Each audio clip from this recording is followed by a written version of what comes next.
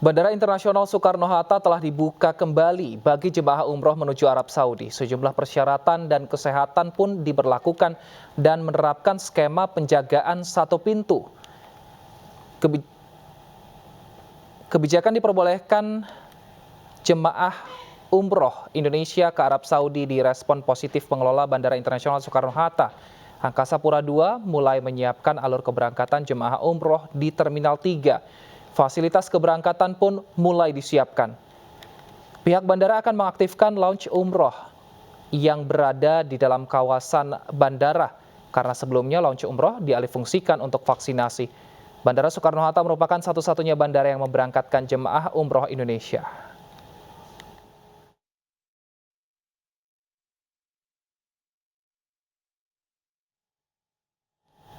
Untuk mengetahui kondisi terkini pasca kembalinya dibuka Bandara Internasional Soekarno-Hatta bagi jemaah umroh menuju Arab Saudi, kita sudah terhubung dengan Rizka Dior di Terminal 2 Bandara Soekarno-Hatta, Tangerang, Banten. Selamat siang Rizka, sudah adakah penerbangan menuju Arab Saudi untuk jemaah umroh hari ini?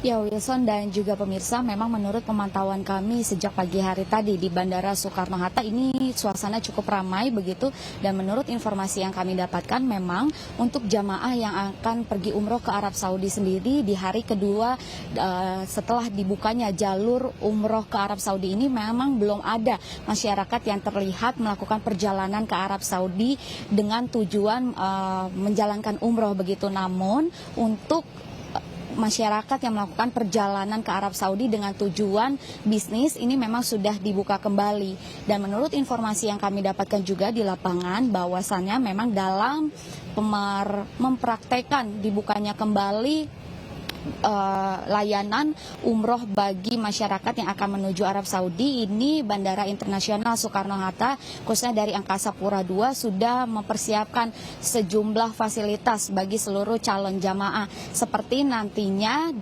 para calon jamaah bisa langsung mendatangi Bandara Soekarno-Hatta di Terminal 3 khususnya di gate A, B, C dan juga D.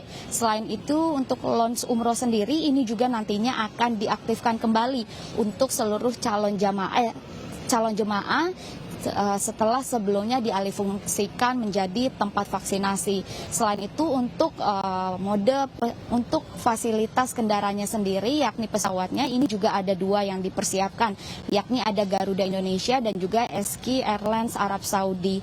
Namun memang hingga saat ini Angkasa Pura II juga masih menunggu konfirmasi lanjutan dari Kementerian Agama terkait penerapan perjalanan umroh bagi seluruh masyarakat yang akan menjalankan perjalanan ke Arab Saudi. Namun memang ada beberapa persyaratan yang dapat kami informasikan Wilson dan juga pemirsa. Yang pertama, apabila para calon umroh ini nantinya sudah didosis secara lengkap dan juga sudah memiliki visa untuk Arab Saudi, dapat melakukan karantina dengan tidak melakukan karantina, maksud kami apabila sudah menerima dosis secara lengkap dan juga vaksin yang sudah diakui oleh Arab Saudi. Namun apabila para calon jemaah ini sudah divaksin dengan dosis secara lengkap, namun vaksin yang diakui oleh WHO ini tetap harus melakukan karantina mandiri selama 3 hari. Dan nantinya bandara juga akan menerapkan sistem satu pintu di mana para calon jemaah ini akan dikumpulkan di asrama haji Pondok Gede untuk keberangkatan para calon jamaah. Kembali ke Wilson. Terima kasih Rizka Dior atas informasi Anda. Selamat bertugas kembali. Nah, pemirsa, kita juga akan membahasnya lebih dalam. Kita sudah terhubung dengan Kabid Umroh Ampuri, Zaki Zakaria Ansyari. Selamat siang, Pak Zaki. Selamat siang, Pak Wilson. Baik, Pak Zaki. Assalamualaikum warahmatullahi wabarakatuh. Waalaikumsalam. Pak Zaki, saat ini memang Terminal Bandara Soekarno-Hatta sedang mempersiapkan untuk alur keberangkatan calon jamaah umroh. Nah, kalau dari Ampuri, rencananya kapan ada jemaah yang akan berangkat, Pak? Ya, itu memang informasi yang bagus, Pak Wilson. Dan Ampuri sendiri sebetulnya sudah mempersiapkan. Tentu persiapan yang disiapkan Ampuri hasil dialog yang intens dengan Kemenak. Untuk kapan rencana awal keberangkatan, memang ini masih dalam proses pembahasan dengan pemerintah yaitu Kemenak. Yang pertama, apakah grup pertama ini hanya penyelenggara saja, yaitu owner travel, atau juga bisa termasuk jamaah yang tertunda, seperti yang disampaikan Menak, Menteri Agama, akan memprioritaskan 18.000 jamaah yang tertunda. Begitu Pak Wilson. Baik, Pak Zaki, selain ini sudah dibuka untuk warga negara Indonesia, namun ada syarat vaksin tertentu saja yang boleh masuk ke sana. Nah, bagaimana koordinasinya dari pihak calon jemaah umroh ini juga dengan mungkin dinas kesehatan di lokasi mereka masing-masing agar bisa memenuhi syarat, tidak karantina, dan bisa langsung melaksanakan ibadah, Pak Zaki? Iya, seperti yang kita tahu bahwa tanggal 1 Desember itu 30 November, mohon maaf, Kementerian Haji merilis tentang skema mekanisme entry visa umroh. Terbagi 2 kriteria. Yang pertama A, yang kedua B. Yang pertama A yang menggunakan vaksin yang disetujui atau standar Saudi, yaitu 4, Moderna, Pfizer, AstraZeneca, Johnson & Johnson. Yang kedua adalah vaksin ya standar WHO, diantaranya adalah Sinovac dan Sinovac.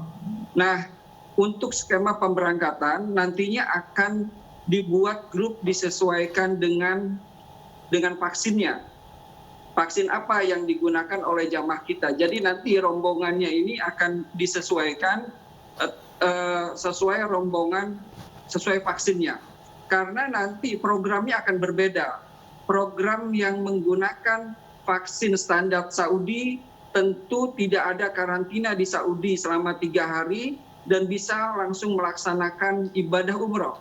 Tetapi untuk yang standar WHO di luar yang 4 itu, maka dikenakan karantina 3 hari di Saudi dan juga akan di PCR setelah 48 jam di masa karantina itu. Oleh karena itu juga kita akan sosialisasikan dan sudah kita sosialisasikan kepada calon jamaah. Baik, Pak Zaki, terkait untuk biaya, adakah perbedaan antara nanti jemaah yang akan dikarantina dan juga tidak dikarantina, Pak? Ya, memang itu tentu akan ada perbedaan ya. Perbedaan harga dan juga biaya. Karena seperti informasi yang kami dapatkan tadi malam, biaya karantina di Saudi yang pertama, skema pertama akan dimasukkan kepada harga tiket. Tetapi skema yang kedua akan dimasukkan kepada harga LE atau Land Arrangement seperti yang disediakan di platform Saudi. Jadi tentu ini akan ada perbedaan. Baik, kira-kira berapa perbedaannya, Pak? Dan kira-kira berapa dana yang harus disiapkan warga? Misalnya mereka akan karantina, Pak, di Arab Saudi nanti. Kalau harga resmi belum ada rilisnya ya baik dari Kementerian Haji ataupun dari muasasah atau juga di platform. Karena platform yang mengeluarkan visa ini sampai sekarang juga untuk Indonesia masih belum dibuka. Baik, Pak Zaki, singkat saja Pak Zaki, saat ini pemerintah Arab Saudi sudah mengkonfirmasi bahwa ada varian baru Omikron yang masuk ke Arab Saudi. Apa antisipasi dari pihak Ampuri dan juga pemerintah agar jemaah yang umroh di sana tidak terkena varian baru ini, Pak? Ya tentu yang pertama kita perlu sosialisasikan bagaimana jamaah kita untuk taat prokes. Yang kedua mentaati regulasi yang akan dikeluarkan oleh pemerintah Indonesia dan juga Arab Saudi. Baik. Kementerian Kesehatan Arab Saudi kemarin telah konferensi pers. Ini menarik sekali mengenai tentang bahayanya tentang virus Omikron ini. Nah, yang menarik dari Kementerian Kesehatan Arab Saudi kata-katanya yaitu wadirasatu haulahu lam tasil ila ma'lumatin kafiyah haula mustawal khatar. Artinya Kementerian Kesehatan Arab Saudi itu sampai sekarang belum mendapatkan informasi dan data yang mencukupi sehingga mengatakan bahwa vaksin Omikron ini dalam kategori berbahaya. Baik. Jadi sampai sekarang tidak ada perubahan yang signifikan mengenai persiapan masuknya jamaah umroh dari seluruh negara yang sudah diperbolehkan.